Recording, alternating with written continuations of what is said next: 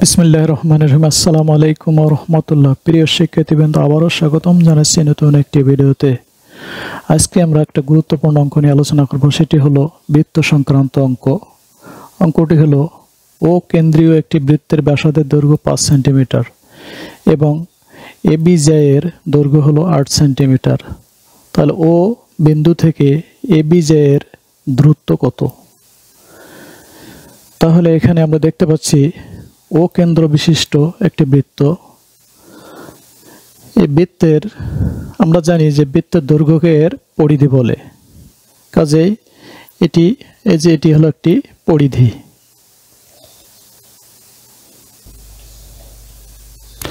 এখন ও কেন্দ্র বিশিষ্ট বৃত্তের এখানে কেন্দ্র থেকে পরিধি পর্যন্ত যে রেখাংশটি রয়েছে এটিকে বলা হয় ব্যাসার্ধ। এর দৈর্ঘ্য হলো 5 সেন্টিমিটার। তাহলে কেন্দ্র থেকে পরিধি পর্যন্ত রেখাংশকে বলা হয় ব্যাসার্ধ। এখানে এই ব্যাসার্ধের দৈর্ঘ্য হলো 5 সেন্টিমিটার।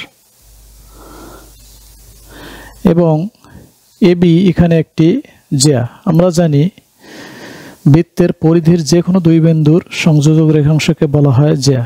কাজেই এখানে এ একটি বিন্দু এবং বি একটি বিন্দু, এই দুই বিন্দুর সংযোজক রেখাংশকে বলা হচ্ছে এখানে এবি জ্যা, যার দৈর্ঘ্য হলো 8 সেন্টিমিটার।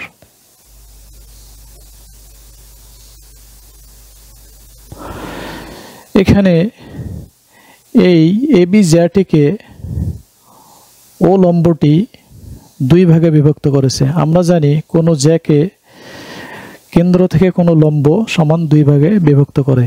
যেহেতু জ্যা এর এখানে দৈর্ঘ্য হলো 8 সেন্টিমিটার, সমানভাবে বিভক্ত করার কারণে এখানে এই অংশটুকু 4 সেন্টিমিটার আর এই অংশটুকু 4 সেন্টিমিটারে বিভক্ত হয়েছে।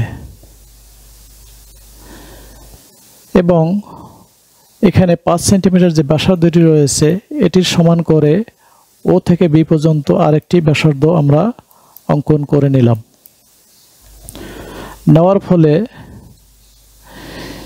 এখানে একটি সমকোণ উৎপন্ন হয়েছে, অর্থাৎ এখানে একটি সমকোণী ত্রিভুজ অঙ্কিত হয়েছে। এখানে এবি জ্যার দৈর্ঘ্য হলো 8 সেন্টিমিটার আর এর অর্ধেকটি হলো 4 সেন্টিমিটার।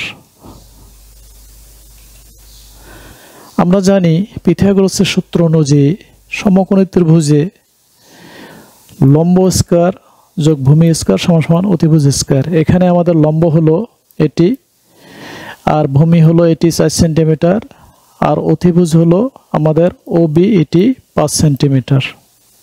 কাজেই লম্ব স্কয়ার যোগ ভূমি স্কয়ার সমান সমান হলো অতিভুজ স্কয়ার। এটি পিথাগোরাসের সূত্র অনুযায়ী আমরা পাই। বা লম্ব স্কয়ার সমান বাম পাশের ভূমি স্কয়ার প্লাস ভূমি স্কয়ার ডান পাশে নিয়ে গিয়ে হলো মাইনাস ভূমি স্কয়ার।